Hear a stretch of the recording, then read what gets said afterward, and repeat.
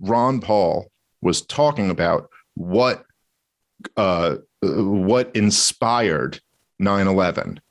And he's talking about the fact that we've, been bombing Muslim countries for decades. And, he's very specifically with bases in Saudi Arabia and the bombing campaigns of Iraq and all this stuff. And he's talking about blowback and how this is what, this is what we're seeing.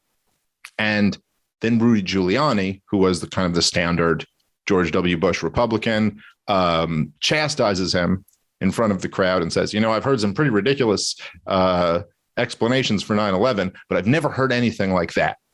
Now, at the time, I didn't know any of this, but one of the things that's kind of funny about this is that Rudy Giuliani is confidently saying, I've never heard anything like that. But all the stuff Ron Paul was talking about, like the bombing campaigns in Iraq and the bases in Saudi Arabia, they were literally in Osama bin Laden's declaration of war against the United States of America. So whether or not you agree with it, saying I've never heard anything like that isn't it's not the when you think it is. You know what I mean? It's like, you're like, oh, you haven't even heard what your enemy is saying, which is, if you want to be the commander in chief and fight this war on terrorism, I don't think it's unreasonable to say, maybe you should be aware of what Osama bin Laden is saying. But anyway, he says this and gets thunderous applause from the crowd. This is one of the things that I think people don't focus on in that moment, that it's not like Ron Paul won the moment with the audience in front of him. Thunderous ovation.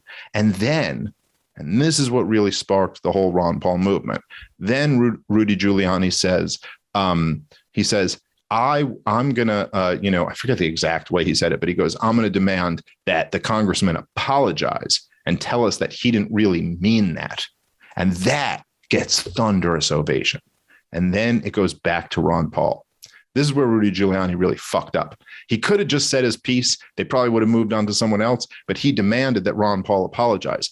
And I'll tell you, there was something so powerful about the optics of, Rudy Giuliani saying this thing, the really dumb thing, getting thunderous applause, demanding Ron Paul apologize, gets thunderous applause. And it went back to Ron Paul. And his first words off of this thunderous applause were, I sincerely believe. And he said, I sincerely believe that the CIA is correct when they teach and talk about blowback. And then he talked about how the CIA went in 1953 and overthrew the democratically elected government of Iran. And then that had blowback when there was the Iranian Revolution, which the government that's still in power today took over in 1979, and how they hate America. And part of it's, because America went in there and overthrew a democratically elected government. And so he just took the opportunity. It was like this incredible opportunity where it was like, it didn't matter that everyone was against him. He was going to tell the truth and also back it up with like a history lesson. So it was like this unapologetic, I will not be intimidated and like shamed into apologizing. I'm going to tell you what I, quote, sincerely believe. And this was a moment that sparked like so many of the so many libertarian podcasters and libertarians who, this is what created them, because there was something amazing about that. And so that's one moment. And the other moment that I think about, which I didn't even know of at the time, but later read, is Harry Browne, the late, great Harry Browne. And he wrote a piece on September 12th, 2001. And it's called, When Will We Learn? And it's basically a very similar thing. It was the day after 9/11. And he wrote this piece called When Will We Learn? And it was all about, when will we learn that we can't just like bomb countries and prop up brutal dictators and just like slaughter all of these innocent people and not inspire hatred and not have to deal with any ramifications of that.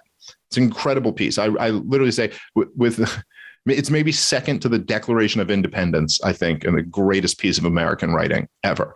And I know there's a lot of younger people who listen to the show, and I'll tell you, as someone who's in my late 30s, I'm still on the right side of 40, but getting close. As I'm going to be 39 in a few months. But for younger people, like if you're in your early 20s or something like that, I don't know if you can appreciate how brave that was. You know, if you think about like what's going on right now, the kind of, you know, the climate that's going on right now, this is nothing compared to what 9/11 was. I mean, after 9/11, to say on 9/12 that actually the U.S. military are the aggressors here, and this is a response to that aggression, was I can't explain how courageous, you know, and it was the truth. And anyway, I see a lot of parallels between what's going on right now and what happened there. That's not to say that it's exactly the same situation. Of course it's not, but I do see a lot of parallels.